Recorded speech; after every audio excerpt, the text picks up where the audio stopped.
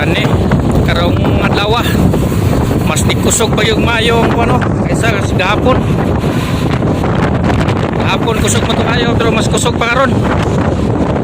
Grabe no, imbes ang bagyo nilandfall na dito sa China siguro to. Grabe oh. Babag na.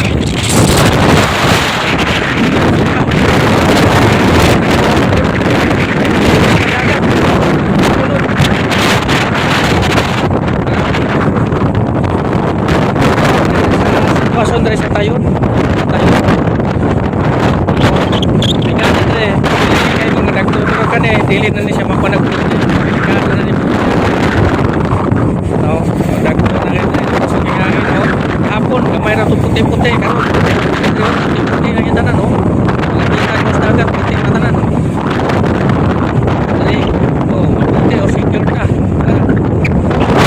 Grabe na. Wala nito ko bagat na rin. So, makakaroon ko wala lang dito. So, mas safety na rin. Bale. So, sumunod na sitwasyon tayo sa tayo ng friends. Epekto sa bagyo.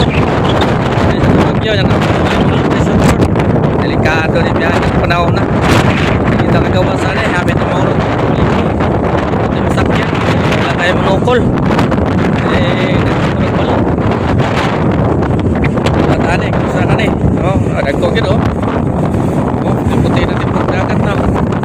Kahapon, mayroon puti-puti. Pero karon mas ikusog pa. Ang hangin karon. Hindi pa lusog ka kayo. Siguro na rin sa mga 30 siguro rin. Nuts na niya. Hangin na rin. Grabe.